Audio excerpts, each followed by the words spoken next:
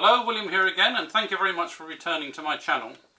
Now, at the end of last week's video, I hadn't quite decided on what to do this week, and I was vying between a piece of what I think is burr brown oak and this piece of monkey puzzle. Now, I think the piece of burr brown oak deserves more consideration and a little bit thought about how I can get best use from all of the wood in that log. So I've opted for the easy option, this piece of monkey puzzle. So I'm not sure how old this is, however it's suspiciously heavy, so I think the moisture content may still be quite high. We'll see when we get it on the lathe. It's about a foot long by let's say 11 inches in diameter at the widest point, where there are in fact 7 branches coming out in the traditional annular fashion that is typical of monkey puzzle. Now, at first glance, the obvious thing to do with this possibly is a pedestal bowl, because it has this extra piece of wood here. However, I did turn a pedestal bowl just before Christmas from Spalted Beach, which turned out rather well. So I'm tempted to do a straightforward bowl in this case. Now, before we move on to the wood turning project, for the sharp-eyed amongst you may have noticed in last week's video concerning 2 spalted boxwood trinkets, some new camera angles and a different style of editing in the second half of the video. Now, this is because I've been inspired again by the rebel turner himself, Al Furtado, who recently uploaded a video on some changes he had made to his video camera setup in his workshop. Now, Al's excellent video inspired and encouraged me to take a cold, hard look at my own setup to see if there was anything that I could do to improve the end user experience. Anyway, I think I've come up with some quite novel ideas regarding this, which I've been experimenting with, but I'm not going to include what I've done in this video. It will be done as a separate video, which is a general YouTube studio video rather than connected with wood turning. But anyway, I would be pleased to hear in the comments below the video of either positive or negative comments about the changes that I've made. So, onwards with the project video then. Okay, having decided this is going to be the base of the bowl and this will be the top, therefore allowing the knots to show through nearer the top of the bowl. I need to lose most of this piece of wood here, so the first thing I'm going to do is to get rid of this on the bandsaw. Okay, just going to take the opportunity here to check the moisture content. Now we've got it cut, but actually it feels fairly dry. 13%. I think that's fine. Now, once I've found the centre of the square end, I've decided to mount this straight onto a faceplate. I did this because the wood is very soft and obviously I need to attach it by the most secure method possible. Also bringing up the tailstock for even more security while I can. And while I'm just roughing out the outside, I'll be wearing my face mask.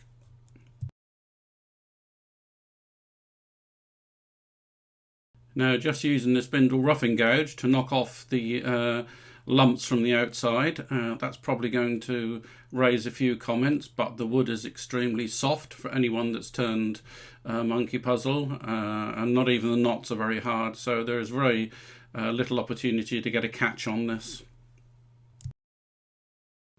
Now I have it roughed out a little bit, I can see that there is some checking in each of the branches, and also some rotten pith in there, which will have to be dealt with a bit further down the line. So I've just created a large tenon which I'm reinforcing with some CA glue, which will fit in the Colossus jaws.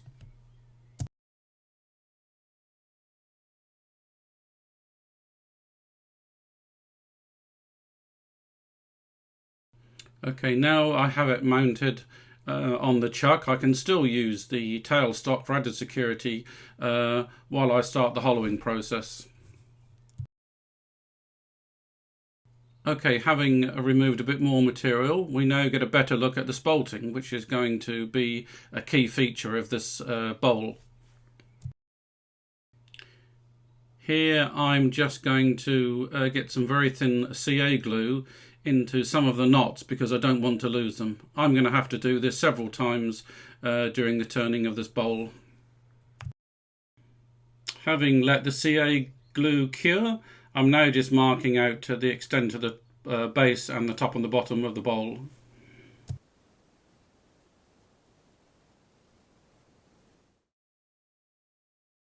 Hi, a little mid-project update.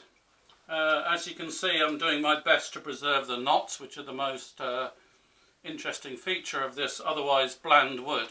Because this wood is very soft and relatively easy to work with, I'm going to have to be very careful with the sanding because you've got the hard knots and the very soft wood, and if you over sand it you're going to end up with ripples in the wood.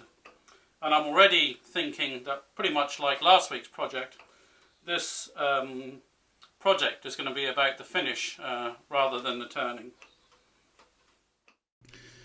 Now, I do get some items of correspondence, and one of the regular questions I get is that I often talk about my default finish, and several people have asked me to describe in better detail exactly what that is. Step 1 then is abrasive work to 240 grain once you've removed all the tool marks. Steps 2 and 3 are about removing dust, first with an airline and secondly with methylated spirits or denatured alcohol. Step 4 then is the application of thinned cellulose sanding sealer.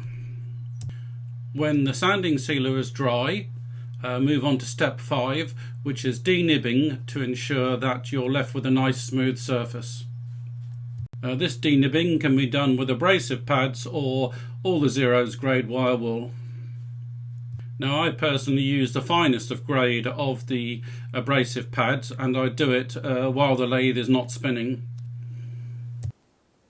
So after I've ensured there is no dust remaining from the denibbing process, move on to a coat of full strength sanding sealer. Once we've given the sanding sealer a few minutes to dry, we can move on to step 7, which is Yorkshire grit. Okay, firstly then we need to get a thin layer of Yorkshire grit covering the piece. Now, starting off the lathe at 400 RPM, using a folded paper pad, start to work the Yorkshire grit.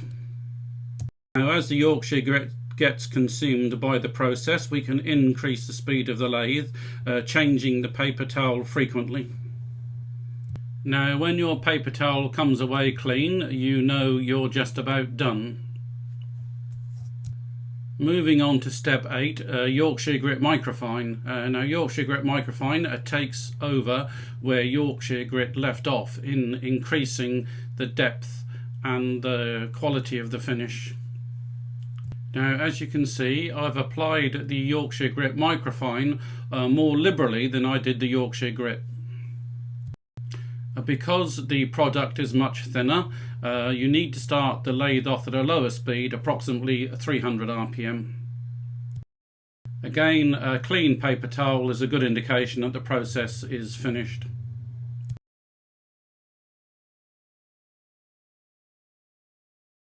Now, Yorkshire grit has provided us with a very good foundation on which to apply our final finish. Now, my default final finish is also a two-stage process which consists of Hampshire Sheen High Gloss followed by Hampshire Sheen Microcrystalline Wax. Okay, starting with Hampshire Sheen High Gloss, I apply a thin layer while the lathe is stationary using a paper towel. I then give it a few moments to dry off and then wind the lathe up to about 500 RPM and buff it with a piece of folded paper towel. Now it is important not to use too much high gloss polish because you will get streaks in your finish if you're not careful. Now moving on to the final step, step 10, the application of Hampshire Sheen microcrystalline wax. Now I apply this differently than I did at the high gloss. I put some on the paper and then apply the paper to the lathe while it's moving at about 500 RPM. Now that's my methodology for using Yorkshire grit and Hampshire Sheen. It may not be that recommended by the manufacturers, but I do get consistently good results this method. Okay then, moving on to the excavation of the bowl, I'm going to use my Sorby bowl gouges to excavate as much as possible until I get out of reach. As usual, I'll be using a variety of tools to get the best finish possible, including my Simon Hope mini hollower. Now, as I get deeper towards the base of the bowl during the excavation, I discover that the pith going through the centre is nothing but dust. So obviously I have to think about what I'm going to do to address this problem. Okay, after not too much thought, I decided that the only way to overcome this size of cavity is to in fact fill it with resin. So I'm just going to mix up some 30-minute epoxy resin with a green tint to fill this cavity. Now, while the resin was curing, I used some of the time to apply some thin CA glue to the knots on the inside in the hope of preserving them. I gave the 30-minute resin a couple of hours to cure while I had my lunch, and then got to remount the piece back on the lathe again.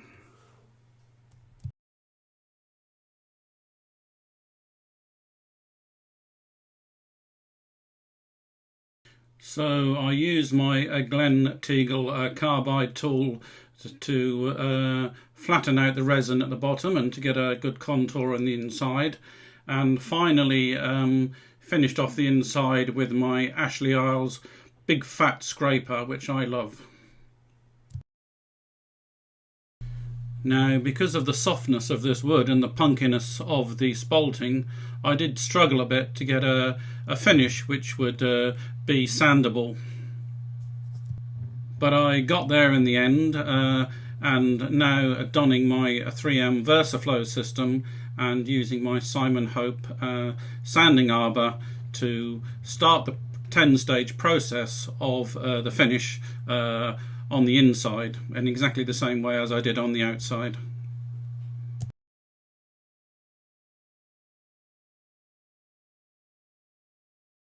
So having achieved that, then I just need now to part the piece off. Now for large pieces I still tend to use a saw for the final part of the parting process for safety reasons. This does mean that you're left with a sizable chunk of the tenon to remove, but that's easy enough done by reversing the piece onto a Longworth style chuck, for instance. Now, monkey puzzle is not that unusual in the UK. There's quite a lot of it about. And in the US, of course, you have Norfolk Island pine, which is not the same, but very similar.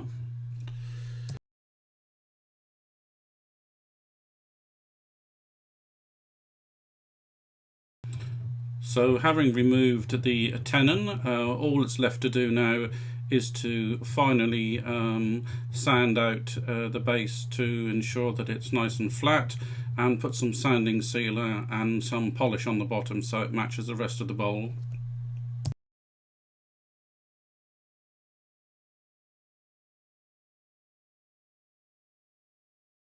Now, I must say that the outcome of this project is a very pleasant surprise. I did not expect to find this beautiful object in the log that I started with. Okay then, so things I would have done differently.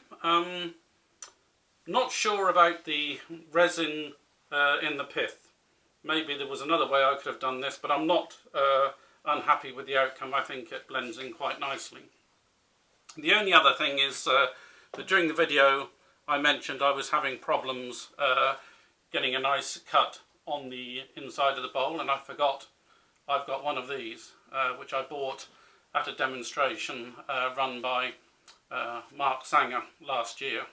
I've used it a couple of times. I'm not an expert with it, but I'm sure with a bit of assistance I could have got a much finer cut on the inside. So, thanks very much for joining me. I hope to see you again next week. At least this week we didn't get any rude interruptions by anybody.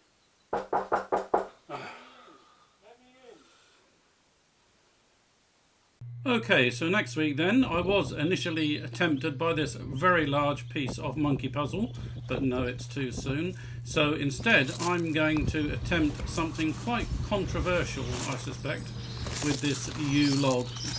See you next week.